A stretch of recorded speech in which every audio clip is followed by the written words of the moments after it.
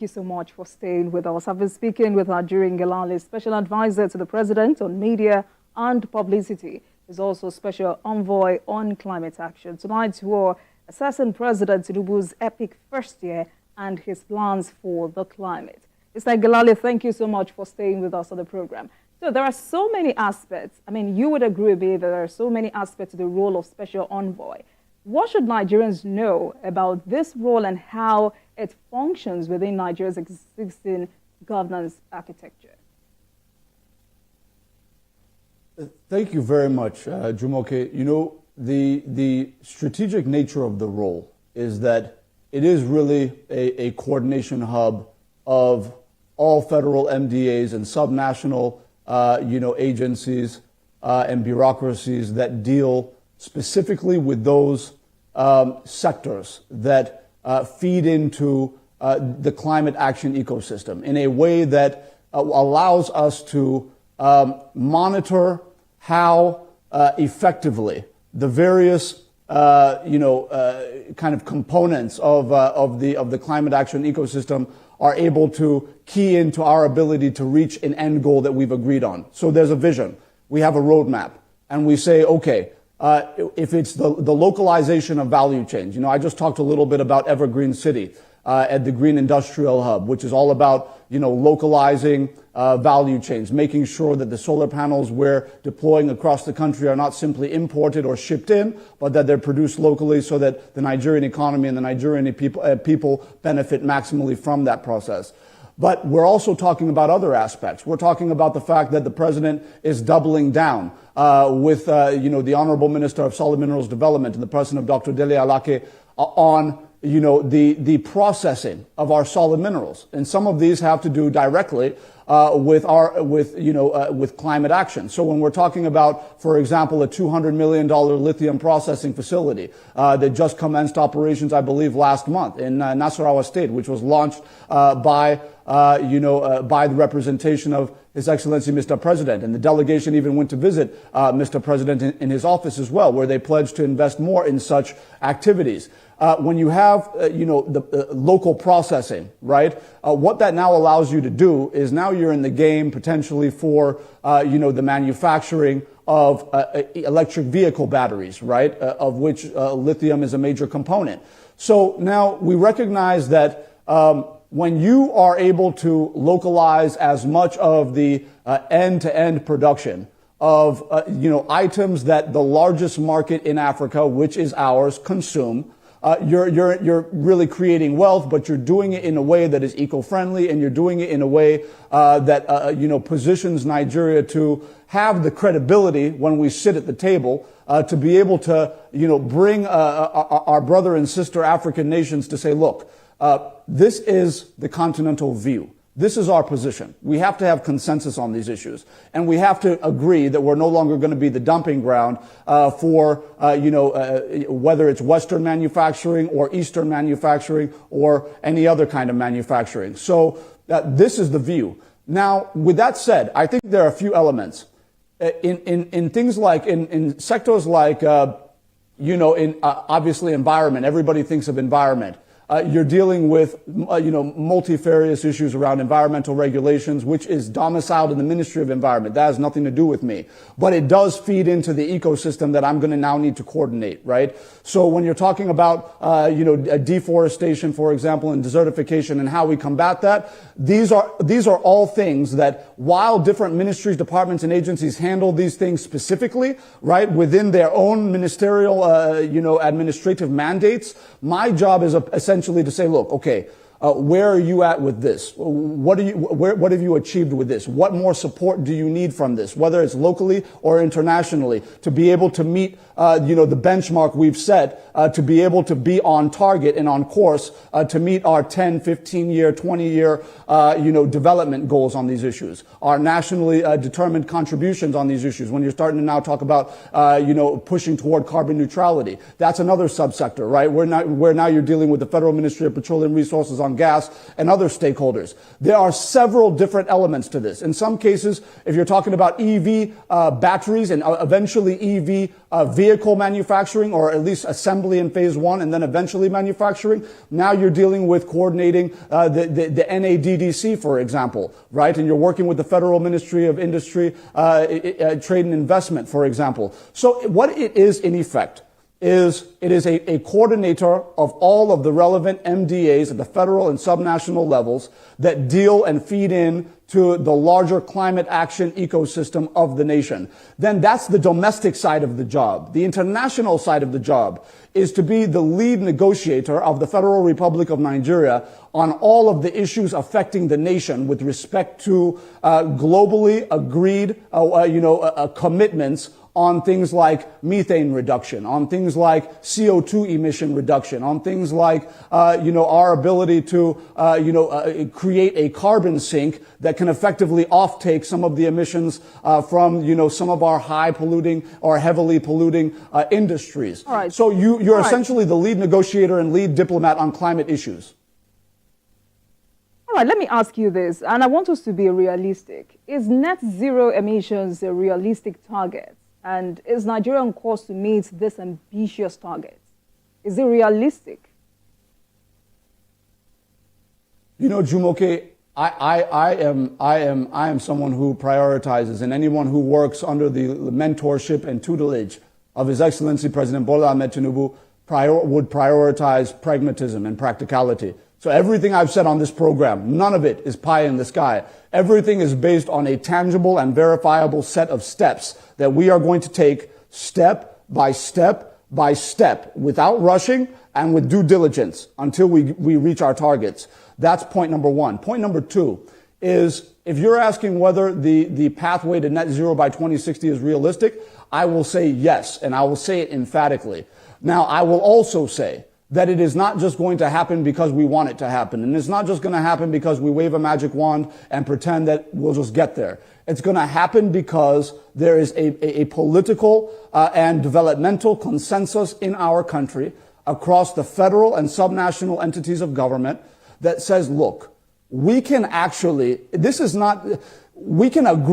that this is the way to go. And we're not doing this because we want Washington, D.C. or London or Abu Dhabi to clap for us. That's not why we're doing these things.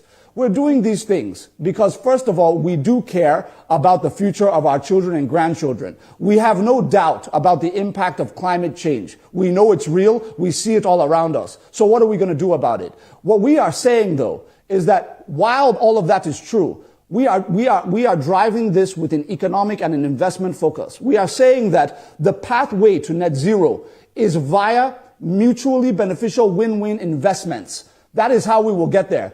You see, one of the ways in which development process in our country has long been skewed and undermined by public officials who know they're only there for a short period of time, so they extract whatever they can from the system, hopefully hoping that eventually they can, retire on whatever they've been able to extract in a short period of time. What we are saying is that differently, if we focus it on investments, if we're focused on driving investment, then what we've now done is the incentive or the ability of a public actor, a political figure or a public official to be able to get their hands involved in a way that will stop us from meeting our targets. It's totally undermined when it is driven by the private sector, whose sole motive is the profit motive. They want to make money. So what we are saying is that anyone who wants to come into the country, manufacture the kinds of technologies that will enhance the carbon sink of the country. We're talking about carbon capture technologies in the country. We're talking about renewable energy technologies so that we can move away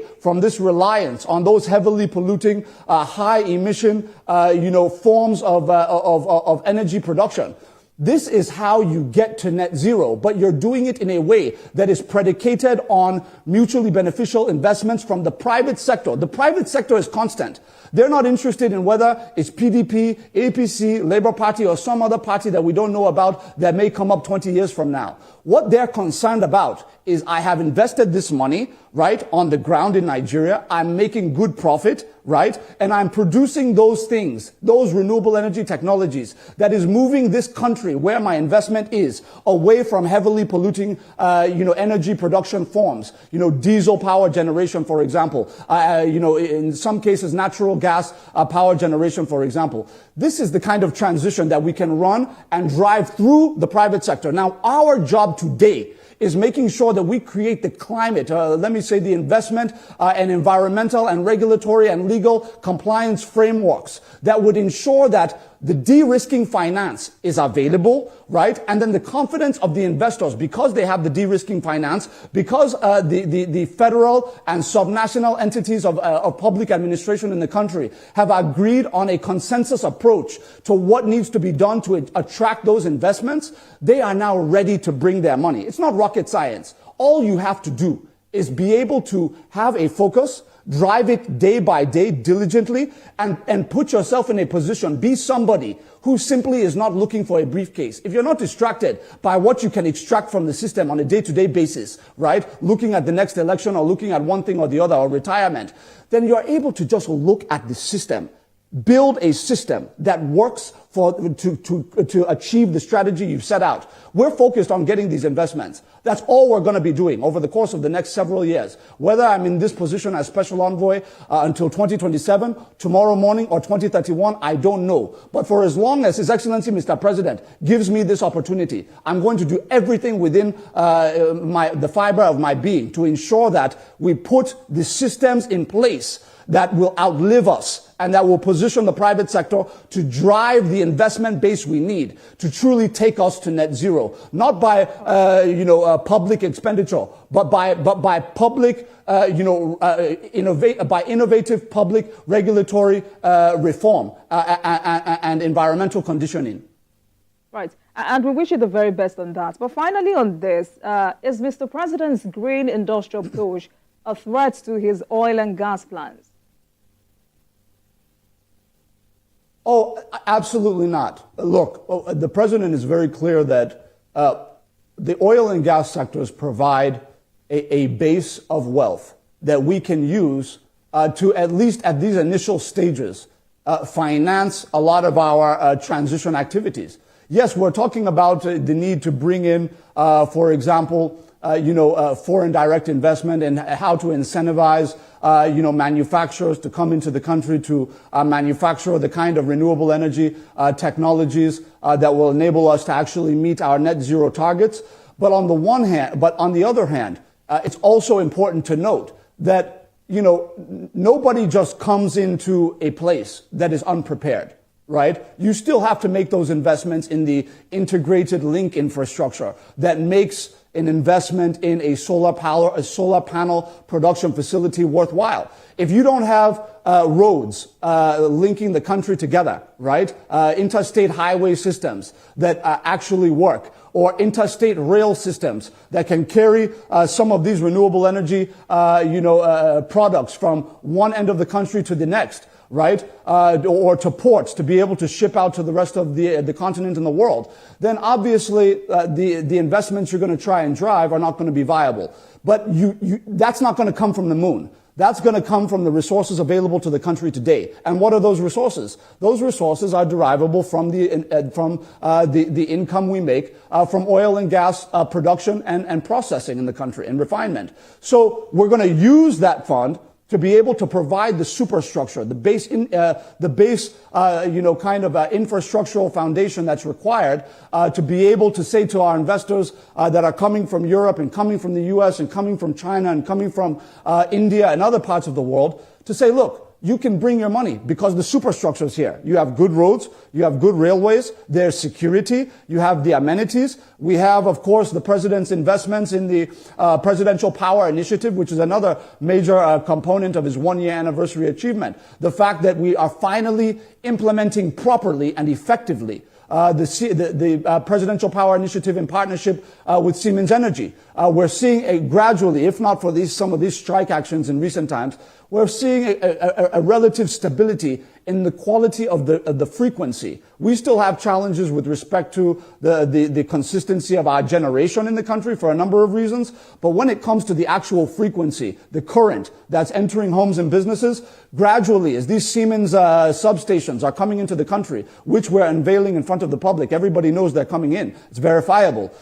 Because we're implementing the PPI the right way, we're now in a position to, again, create that superstructure over time as the president continues to diligently just work this, this program of development out step by step. We'll be able to bring at least some base minimum of power generation, transmission, and distribution to the country so that that superstructure is there for the investors, both in climate action and renewable energy technologies and other subsectors, to be able to come in and come in confidently. This is the vision of the president. And we're determined to carry it out. But what I can tell you, and I can say this authoritatively from the position of someone who is directly involved in these negotiations, our partners around the world believe in President Bola Ahmed Tinubu.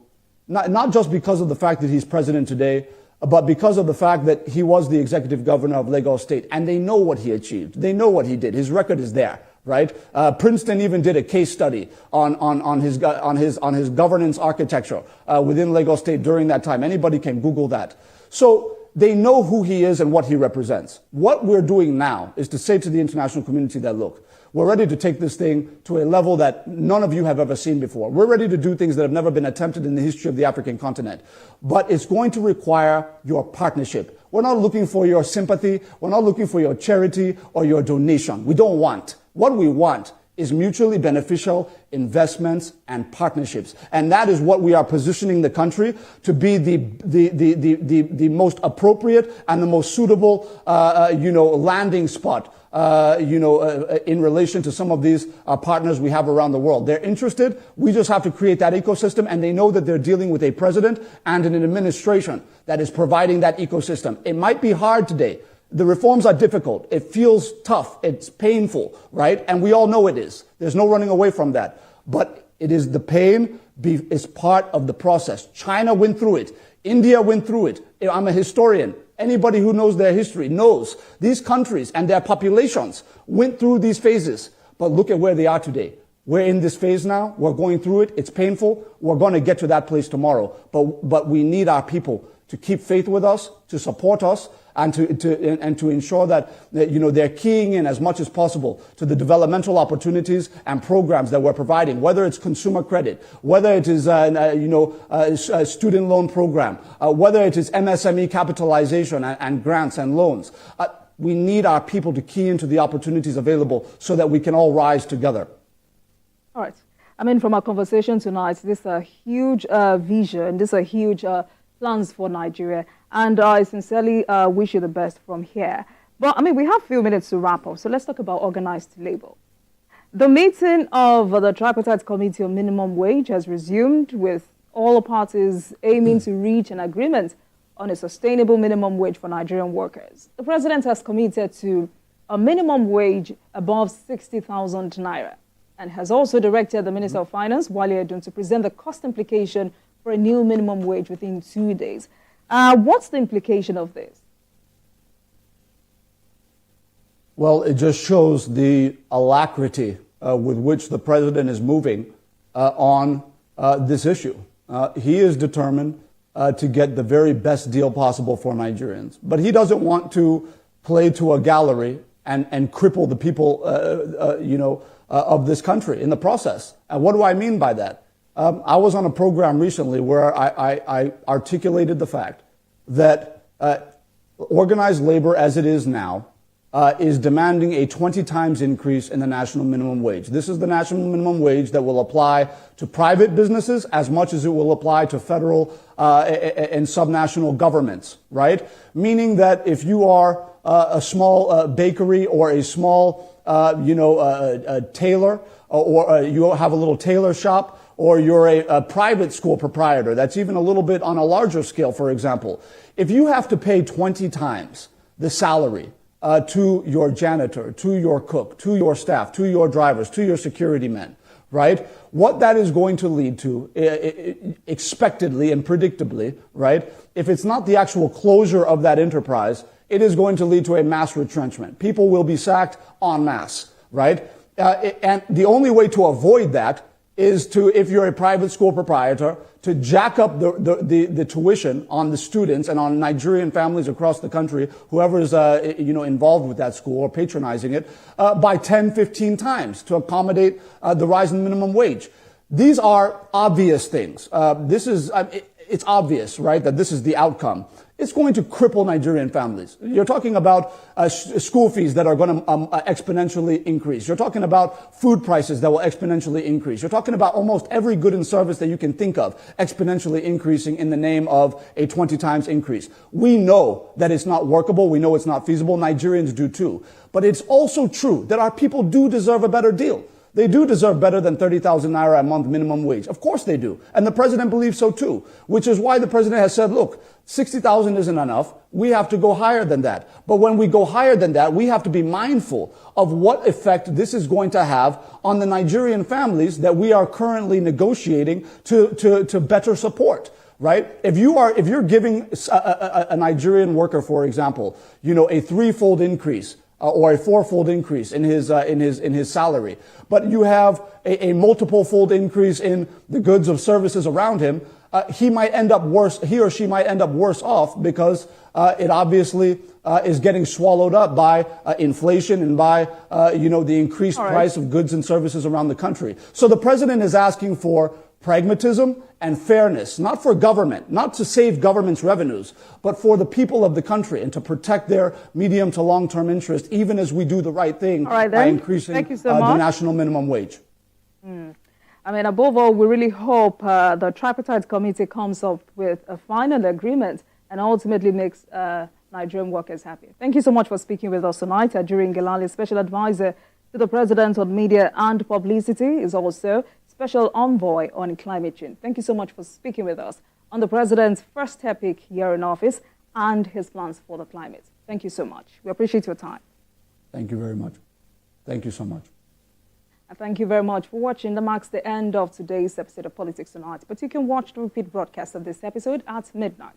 Get in touch with us on our social media handles, Facebook, Instagram, and X at TVC News NG and at Olajumoke using the hashtag Politics Tonight. We're also on YouTube at youtube.com/TVC News Nigeria. I am Olajumoke Olatoji. Good night, everyone.